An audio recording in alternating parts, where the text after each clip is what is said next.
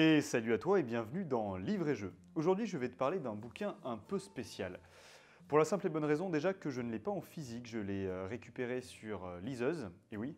Et également parce qu'il y a deux éléments qu'il faut que je te dise avant que tu te fonces pour acheter et lire le livre. La première, ça correspond à la couverture. Alors tu la vois, elle apparaît ici. Hop, je sais pas où est-ce que je vais la faire apparaître, mais là ou là, voilà. Hop, toi JB du montage, tu le mettras là. Eh bien, comme tu l'as remarqué, je ne sais pas si tu as lu par exemple Les Chevaliers d'Émeraude ou Les Chevaliers d'Anquidiev de Anne Robillard, c'est à peu près le même design de couverture, c'est-à-dire ces sortes de mecs cosplayés qui ont été pris en photo et qui ont été photoshopés avec plein d'effets de lumière derrière. C'est pas très joli et si on regarde le tome 4, c'est encore pire. Ouais, c'est pas terrible, hein. Donc attention, si jamais tu aimes bien juger un livre à sa couverture, ben, je te déconseille de le faire pour celui-là parce que c'est un bon bouquin, mais la couverture est juste dégueulasse.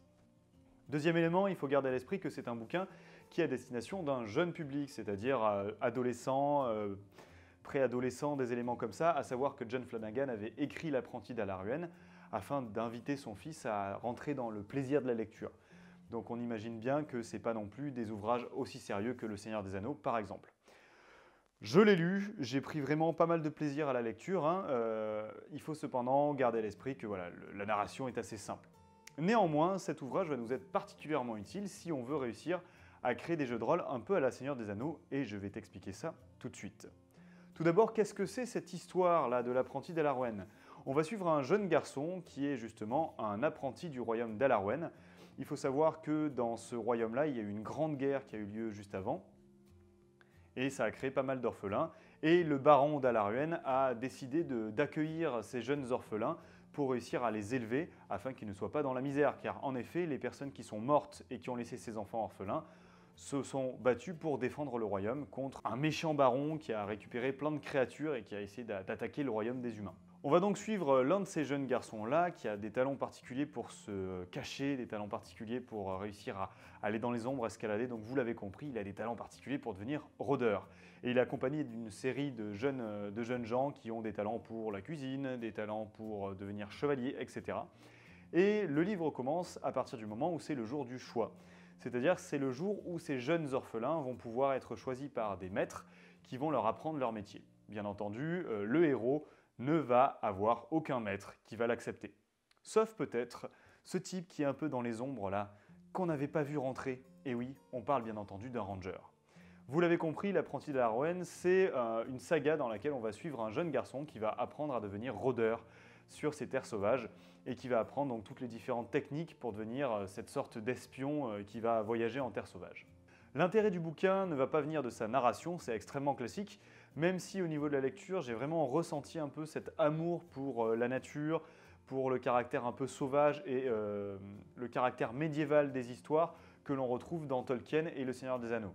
Donc ça déjà, ça peut vous faire plaisir, mais également l'élément qui est le plus intéressant et où on voit que Flanagan a vraiment fait des recherches là-dessus, c'est du côté des rangers, c'est-à-dire qu'il y a énormément d'éléments qui vont alimenter notre réflexion sur la manière avec laquelle un ranger va marcher, pister, évoluer et va pouvoir être joué en jeu de rôle.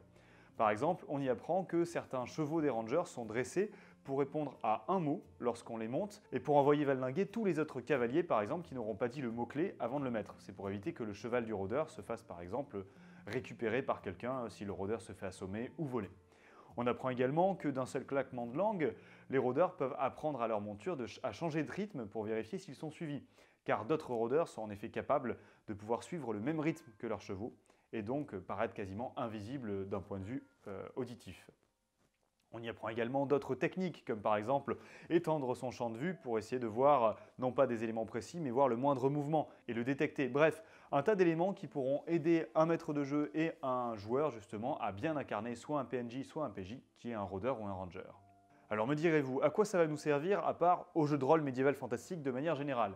Eh bien, je pense qu'on peut faire un lien avec justement le jeu de rôle dans la Terre du Milieu. Bon, je parle bien entendu de Aventure en Terre du Milieu, inspiré de la 5e édition de Donjons et Dragons, basée sur le système OGL, et bien entendu de celui-là, c'est-à-dire les contes et légendes des Terres Sauvages. Les contes et légendes des Terres Sauvages, c'est un corpus de 7 scénarios dans lequel on va pouvoir valdinguer à peu près au niveau des Terres Sauvages, c'est-à-dire à peu près vers Esgaroth, au niveau également de la Forêt Noire, donc on va rencontrer les araignées par exemple que Bilbo a rencontrées dans le Hobbit, mais également par exemple partir de la cité humaine de Dale.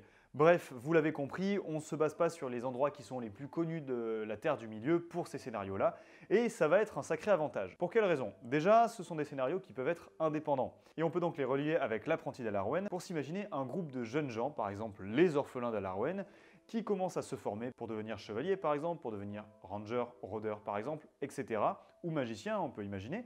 Par exemple, Radagast peut prendre un jeune apprenti, même si ça semble un peu anachronique et particulièrement bizarre dans l'univers du Seigneur des Anneaux, mais ça peut nous faire plaisir.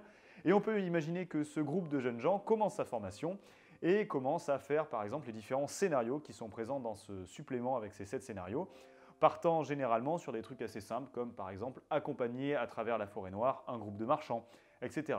À savoir que l'histoire se passe dans chacun de ces scénarios à peu près après la guerre des 5 armées, donc il y a une paix relativement importante qui s'est mise en place sur tout le territoire, et donc ça peut être des petites aventures pas trop énormes qui permettent justement d'initier des jeunes joueurs. L'idée ici c'est de s'inspirer de l'apprenti d'Alarwen justement pour faire jouer des jeunes joueurs, et donc leur faire imaginer un jeune groupe d'aventuriers qui commence à découvrir l'aventure et qui n'est pas super doué. J'invite notamment le maître de jeu à peut-être même carrément réduire les caractéristiques des fiches de personnages pour vraiment simuler le fait que les personnages sont de jeunes apprentis et qui n'ont pas encore toutes leurs compétences. Au niveau des scénarios qui me paraissent les plus importants et les plus utiles par rapport justement à l'apprenti d'Alarwen, notamment du point de vue du rôle d'un rôdeur, on peut faire par exemple un groupe de rôdeurs et s'inspirer de toutes les idées qui sont développées par John Flanagan dans l'ouvrage. On peut imaginer notamment les 2 premiers scénarios qui sont vraiment des sortes de scénarios d'enquête d'escorte qui vont se baser justement sur des explorations au niveau de la forêt noire et de ses alentours. Et c'est parfait justement pour garder cet esprit terre sauvage, rencontre avec des créatures un peu malfaisantes, mais garder quand même cette idée qu'on n'est pas les sauveurs d'un royaume, on est simplement des mecs qui sont un peu doués pour aller en forêt, et niet, c'est tout, et on apprend progressivement. Si donc je devais résumer, l'idée de croiser l'apprenti d'Alarwen de John Flanagan avec justement le jeu de rôle des aventures en Terre du Milieu, serait justement de faire jouer un groupe de jeunes joueurs, de jeunes passionnés par exemple d'Heroic Fantasy qui n'ont jamais touché à un jeu de rôle, ou l'inverse, de jeunes rôlistes qui n'ont pas trop tendance à lire et leur faire lire l'apprenti d'Alarwen. Ça peut être une bonne entrée en matière dans la littérature fantasy ou dans le jeu de rôle. Si vous avez des questions par rapport à l'apprenti d'Alarwen, je suis là pour vous répondre à tout cela. Je n'ai lu que le tome 1, mais effectivement ça m'a pas mal plu, même si la fin était un peu rapide à mon goût.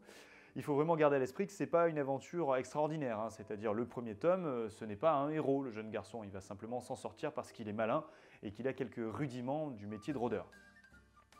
À côté, n'hésitez pas à me dire si par exemple d'autres jeux de rôle vous semblent pertinents pour parler, pour croiser justement l'apprenti d'Alarwen avec son côté rôdeur et la découverte d'un jeu de rôle.